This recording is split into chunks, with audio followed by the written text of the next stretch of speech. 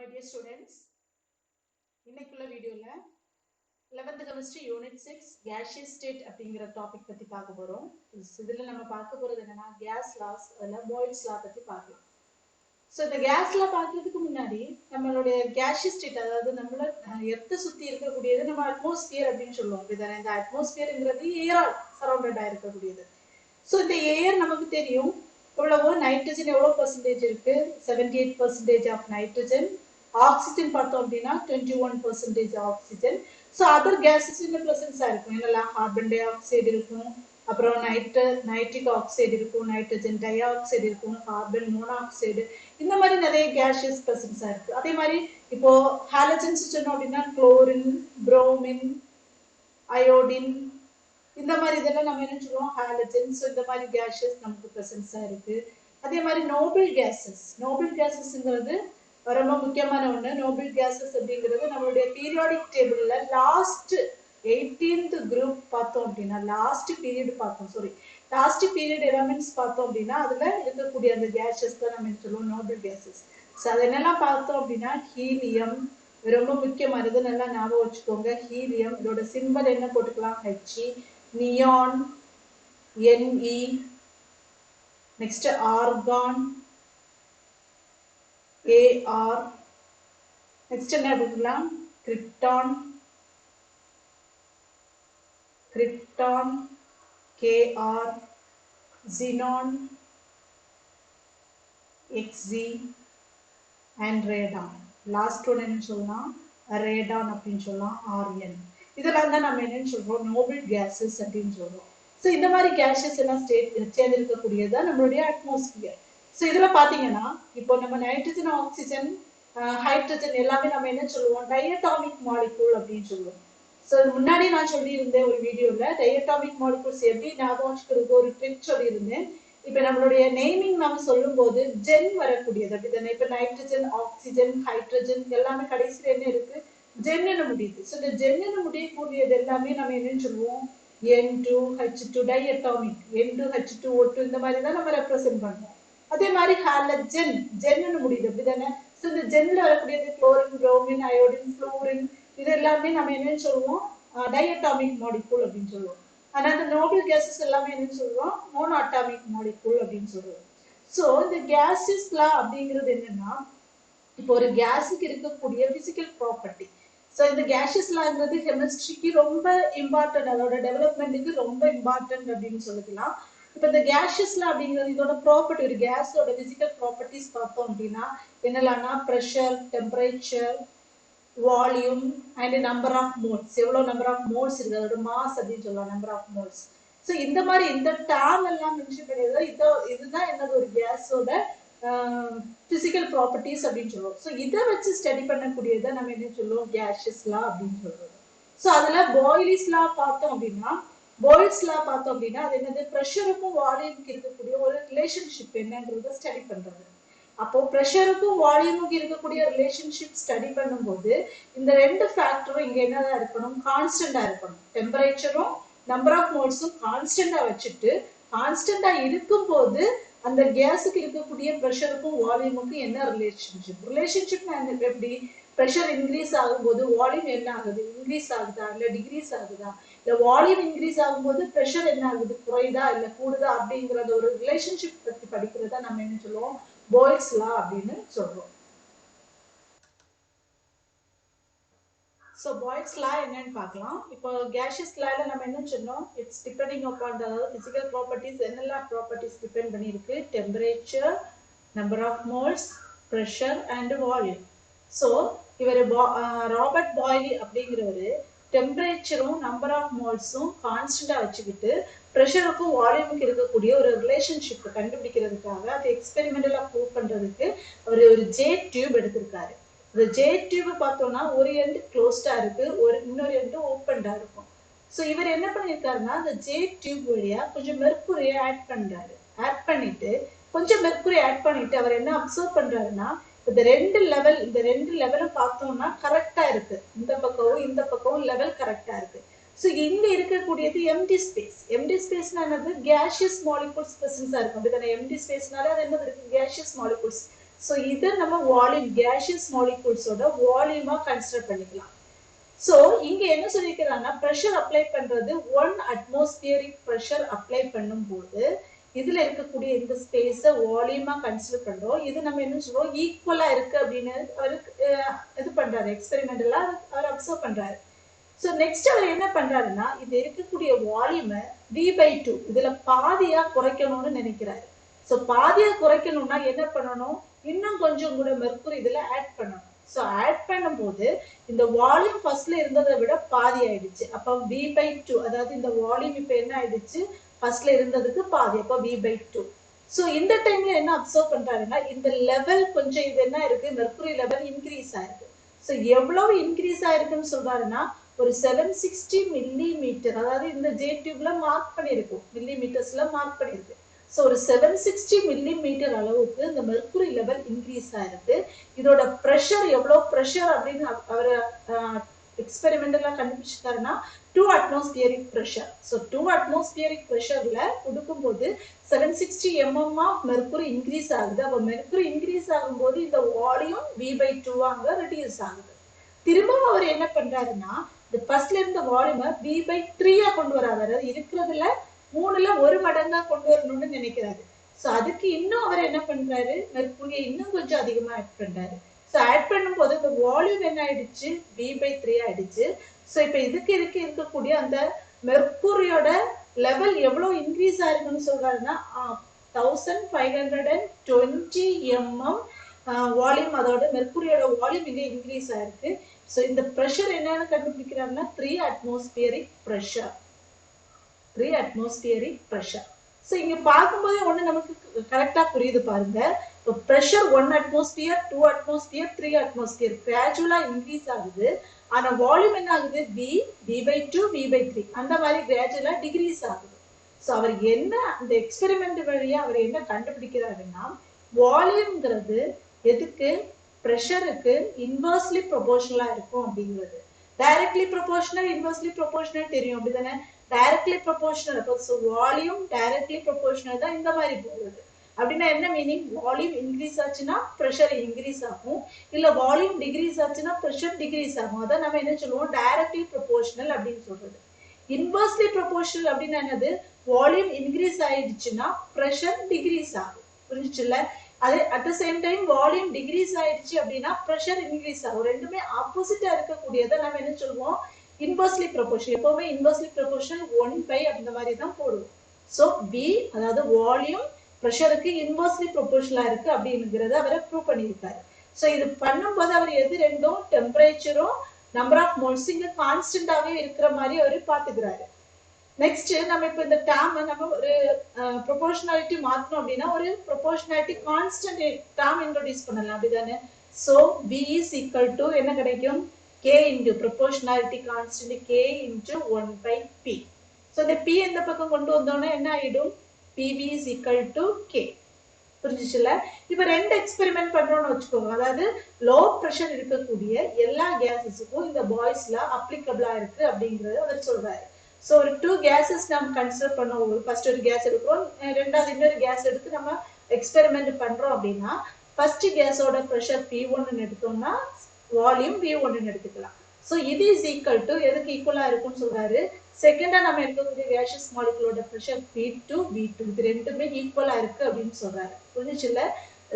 Example பாக்குறோம் அப்படின்னா first pressure என்ன இருக்குது, பிரஷர் 2 atmospheric pressure வச்சுக்கோங்க. இதோட வால்யூம் நம்ம எப்படி எடுத்துக்கலாம், வால்யூம் ஒரு 10 அப்படின்னு வச்சுக்கோங்க. இது ஃபர்ஸ்டோடது. இப்போ இது செகண்ட் நம்ம எடுக்கிறோம் அப்படின்னா பிரஷர் 1 இருந்தது அப்படின்னா, இல்ல பிரஷர் நம்ம என்ன சொல்லலாம் ஒரு 3 இருந்துச்சு அப்படின்னா இப்போ வால்யூம் என்ன ஆகும் ஒரு 9 இருக்கும். புரிஞ்சுச்சுல. அப்ப ரெண்டுமே ஆட் பண்ணும்போது ரெண்டு வேல்யூமே ஈக்குவல் தான். 10 + 2 12, இங்க 9 + 3 12. சோ இந்த பிரஷர் என்ன ஆகுது இன்க்ரீஸ் ஆகுது, வால்யூம் டிக்ரீஸ் ஆகுது. புரிஞ்சுச்சுல. அதாவது ரெண்டுமே ஈக்குவலா இருக்கும். P1 V1 is equal to என்னவா இருக்கும், P2 V2 இருக்கும் அப்படின்னு சொல்றாரு. நெக்ஸ்ட் இதோட கிராஃபிக்கல் ரெப்ரசன்டேஷன் பார்க்கலாம். So graphical representation of Boyle's law. So first graph எதுக்கு போட்டுருக்காங்கன்னா பிரஷருக்கும் 1/B. அதாவது நம்ம என்ன சொல்லியிருக்கோம், volume is inversely proportional to 1/p அப்படின்னு பாய்ஸ் லால அவர் எக்ஸ்பெரிமெண்ட் வழியா அவர் ப்ரூவ் பண்ணியிருக்காரு. ஸோ இருக்கக்கூடிய ப்ரெஷருக்கும் வால்யூமுக்கும் நாம அது போட்டோம்னா என்ன ஆகும்? ப்ரெஷரும் 1/v. ஃபர்ஸ்ட் இந்த கிராஃப் பாருங்க. அதாவது வால்யூமுக்கு ப்ரெஷருக்கு போடுறோம் அப்படின்னா என்ன ஆகுது? வால்யூம் டிகிரீஸ் ஆகுது, ப்ரெஷர் இன்க்ரீஸ் ஆகுது. அப்படிதானே? இது புரிஞ்சிச்சா? இது 0 வச்சுக்கோங்க. இங்க என்ன எடுக்கிறோம்? இங்க ஒரு 10, இங்க ஒரு 20, இங்க ஒரு 30, இங்க ஒரு 40. சோ இதே மாதிரி இங்கேயும் ஒரு 10, இங்க ஒரு 20, இங்க ஒரு 30, இங்க ஒரு 40 அப்படின்னு போட்டோம்னா புரியும் பாருங்க. இப்போ வால்யூம் 40ல இருந்து 30, 20, 10 அந்த மாதிரி ரெடியூஸ் ஆகுது, அப்படின்னா டிகிரீஸ் ஆகுது. அந்த டைம்ல ப்ரெஷர் என்ன ஆகுது? 20, 30, 40க்கு இன்க்ரீஸ் ஆகுது. புரிஞ்சுச்சா? அப்போ வால்யூம் டிகிரீஸ் ஆகுது, ப்ரெஷர் இன்க்ரீஸ் ஆகுது. இதே இது நம்ம 1/v போட்டோம்னு வச்சுக்கோங்க, இதோட ரிவர்ஸ் எடுக்கிறோம். புரிஞ்சுச்சா? இது இப்போ ப்ரெஷர் இன்க்ரீஸ் ஆகுது, வால்யூம் டிகிரீஸ் ஆகுது. ஸோ இந்த வால்யூம் அதோட இன்வர்ஸ் வேல்யூல எடுக்கிறோம் அப்படின்னா அதோட கிராஃபிக்கல் ரெப்ரசன்டேஷன் எப்படி வரும்? ப்ரெஷர் 1/v எடுக்கும்போது இது ஒரு ஸ்ட்ரைட் லைன் மாதிரி கிடைக்குது. அதாவது ப்ரெஷர் இன்க்ரீஸ் ஆகுது, அட் த சேம் டைம் 1/vயும் என்ன ஆகுது? இன்க்ரீஸ் ஆகுது. புரிஞ்சுச்சுல? இதான் என்னது? Graphical representation of Boyle's law. Next இதோட கான்சிக்வன்ஸ் ஆஃப் பாய்ல்ஸ் லா பார்த்தோம் அப்படின்னா அவர் என்ன சொல்றாருன்னா, அவர் ப்ரெஷர் அண்ட் வால்யூம் ரிலேஷன்ஷிப் கண்டுபிடிச்சிட்டாரு. ப்ரெஷர் வால்யூம் ரிலேஷன்ஷிப்ல என்ன கண்டுபிடிச்சிருக்காரு? Volume is inversely proportional to pressure. Next என்ன பண்றாருன்னா, ப்ரெஷருக்கும் டென்சிட்டிக்கு இருக்கக்கூடிய ஒரு ரிலேஷன்ஷிப் அவர் திரும்ப கண்டுபிடிக்கிறாரு. ஸோ இது ஒண்ணும் கிடையாது, ரொம்ப சிம்பிள் பாருங்க. இப்ப நம்ம ஒரு பீக்கர்ல எடுக்கிறோம். என்ன எடுக்கிறோம்? கொஞ்சம் வாட்டர் மாலிகூல்ஸ், சாரி கொஞ்சம் கேஸ் மாலிகூல்ஸ் இருக்குன்னு வச்சுக்கோங்க அந்த பீக்கர்ல. ஸோ சிரிஞ்சு எடுக்கிற மாதிரி தான். ஸோ இந்த மாதிரி சிரிஞ்சு எடுத்துட்டு கொஞ்சம் எம்டி ஸ்பேஸ் இருக்கு. ஸோ அதுல நம்பர் ஆஃப் மாலிகூல்ஸ், இப்போ நம்பர் ஆஃப் மோல்ஸ் இங்க எவ்வளவு இருக்குன்னு இருக்கிறோம்? நம்ம ஒரு 10 எடுக்கிறோம். Number of moles is equal to இதுல 10. இப்போ பாருங்க, இப்போ ப்ரெஷர் லோ ப்ரெஷர் நம்ம அப்ளை பண்றோம். ப்ரெஷர் ஒன்னும் அப்ளை பண்ணலன்னு சொல்லலாம், இல்ல லோ ப்ரெஷர் அப்ளை பண்ணணும்னு வச்சுக்கோங்களேன். இப்போ ப்ரெஷர் அப்ளை பண்ணும்போது இதோட வால்யூம் இது இவ்வளவு இருக்கும், அப்படிதானே? இது எல்லாமே நம்ம என்னன்னு சொல்லுவோம்? வால்யூம் அப்படின்னு சொல்றோம். ஸோ இதை நம்ம இன்னும் கொஞ்சம் ப்ரெஷர் கொடுக்குறோம். ஒரு பிஸ்டனை நம்ம அழுத்தும் போது நம்ம என்ன பண்றோம்? ப்ரெஷர் கொடுக்குறோம். இப்போ ப்ரெஷர் கொடுக்கும் போது வால்யூம் என்ன ஆகுது? டிகிரீஸ் ஆகுது. அப்படிதானே? ஃபர்ஸ்ட்ல இருந்ததை விட வால்யூம் என்ன ஆகுது? டிகிரீஸ் ஆகுது. ஆனா நம்பர் ஆஃப் மோல்ஸ் கான்ஸ்டன்டா இருக்கு. இங்கேயும் number of moles is equal to 10 தான் இருக்கும், இங்கேயும் number of moles is equal to 10 தான் இருக்கும். புரிஞ்சுச்சுல்ல? சோ இந்த டென்சிட்டி எதுக்கு அதிகம்னு சொல்லுவோம்? டென்சிட்டினா எப்படி? மாஸ், அதாவது வால்யூம் குறைவா இருக்கணும், மாஸ் அதிகமா இருக்கணும். அதான் நம்ம என்ன சொல்லுவோம்? டென்சிட்டி அதிகம், அடர்த்தி அப்படின்னு சொல்றோம். நிறைய இடத்துல கொஞ்சம் நம்பர் ஆஃப் மோல்ஸ் நிறைய இடத்த ஆக்குபை பண்ணி இருக்கு அப்படின்னா அது டென்சிட்டி குறைவு, அடர்த்தி குறைவா இருக்கு அப்படின்னு சொல்லுவோம். இது கொஞ்சம் இடத்துல அதே நம்பர் ஆஃப் மோல்ஸ் கொஞ்சம் இடத்துல ஆக்குபை பண்ணிருக்கு அப்படின்னா அதுங்க நம்பர் ஆஃப் மோல்ஸ் அதிகமா இருக்கு, கொஞ்சம் இடத்த ஆக்குபை பண்ணிருக்கு அப்படின்னா அதோட டென்சிட்டி அதிகம் அப்படின்னு சொல்றோம். புரிஞ்சுச்சுல்ல? சோ என்ன சொல்றோம்? இப்ப ப்ரெஷர், இப்ப பாருங்க, இங்க ப்ரெஷர் நம்ம லோவா அப்ளை பண்றோம், வால்யூம் அதிகமா இருக்கு, டென்சிட்டி என்ன இருக்கு? குறைவா இருக்கு. புரிஞ்சுச்சுல? Pressure low, density also low. Understand பண்ணிக்கோங்க. இங்க நம்ம இன்னும் கொஞ்சம் ப்ரெஷர் அதிகமா ஆட் பண்றோம். So pressure increased. Pressure increase ஆகும்போது டென்சிட்டி என்ன ஆகுது? இன்க்ரீஸ் ஆகுது. அப்ப என்ன அவர் ப்ரூவ் பண்றாருன்னா, pressure is directly proportional to its density. இதுல pressure அதிகம் ஆக ஆக அந்த நம்பர் ஆஃப் மோல்ஸ் ஓட டென்சிட்டி, அதாவது வால்யூம் ரெடியூஸ் ஆகும், சேம் நம்பர் ஆஃப் மோல்ஸ் தான் இருக்கும். வால்யூம் ரெடியூஸ் ஆகுது, அப்ப நம்பர் ஆஃப் மோல்ஸ்க்கு இடையில இருக்கக்கூடிய நெருக்கம், ஒரு கொலிஷன். இப்போ இது நம்ம பிரஸ் பண்ணிட்டே இருக்கோம்னு வச்சுக்கோங்களேன். பிரஸ் பண்ணும்போது வால்யூம் இன்னும் டிகிரீஸ் ஆகி வரும்போது இந்த நம்பர் ஆஃப் மோல்ஸ் என்ன ஆகுது? அதுக்கு இருக்கக்கூடிய ஸ்பேஸ் கம்மியாகும் போது அந்த வால்ஸ்ல போய் மோதிக்கணும். இதை மோதிக்கும் போது ப்ரெஷர் ரொம்ப இன்க்ரீஸ் ஆயிருக்குன்னு அர்த்தம். புரிஞ்சுல? அப்போ நம்பர் ஆஃப் மோல்ஸுக்கு வால்யூம் கம்மி ஆகுது, அது ஒரு கொலிஷன் நடக்குதுன்னா அதோட டென்சிட்டி அதிகமா இருக்கு அப்படின்னு கன்சிடர் பண்ணிக்கலாம். சோ அவர் என்ன ப்ரூவ் பண்றாரு? pressure is directly proportional to its density.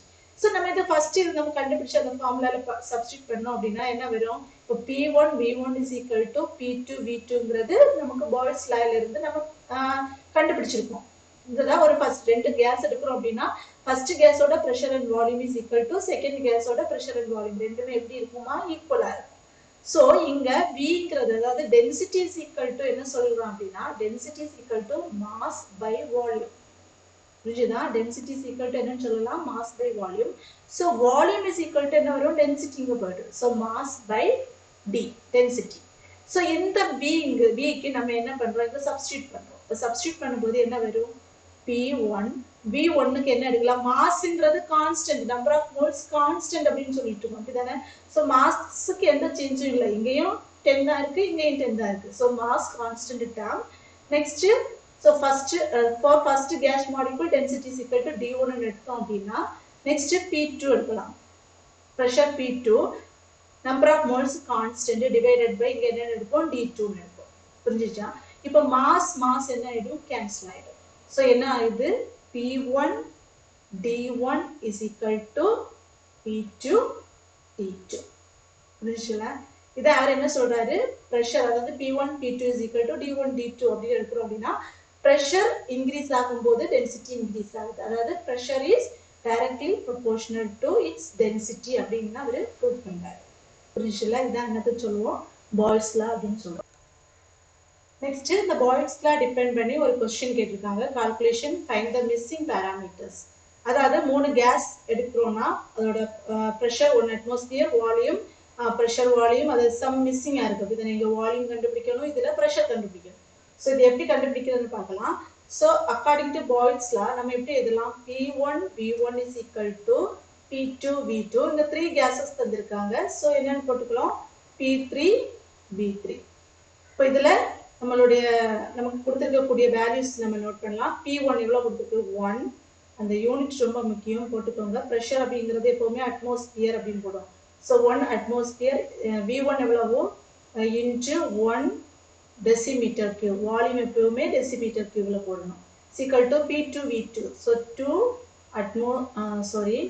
atmosphere into P2 என்ன கொடுக்கல அப்படிதானே நம்ம கண்டுபிடிக்க சொல்லிருக்காங்க அதே மாதிரி P3 கண்டுபிடிக்கணும் so P3 into V3 எவ்வளவு கொடுத்திருக்காங்க 0.25 decimeter cube so இது ரொம்ப சிம்பிள் தான் பாருங்க so இது ஃபர்ஸ்ட் டேர்ம் நம்ம V2 கண்டுபிடிக்கிறோம் so V2 கண்டுபிடிக்கிறதுக்காக இந்த 2 டேர்ம்ஸ் ஃபர்ஸ்ட் எடுத்துக்கலாம் என்னென்ன எடுத்துக்கலாம் இது கண்டுபிடிக்கணும் இதுனா so இத ஃபர்ஸ்ட் வெச்சுக்கோங்க 2 atm into V2 is equal to இந்த டேர்ம் கொண்டு வாங்க 1 atm into 1 dm cube புரியுதா நெக்ஸ்ட் V2 கண்டுபிடிக்கிறோம் சோ கண்டுபிடிக்கிற இந்த பக்கமே வெச்சுக்கலாம் 1 atm into 1 dm cube divided by இங்க மல்டிப்ளிகேஷன் இருக்கு அப்படிதானே சோ இந்த பக்கம் போகும்போது என்ன ஆயிடும் டிவிஷன் ஆயிடும் so 2 atm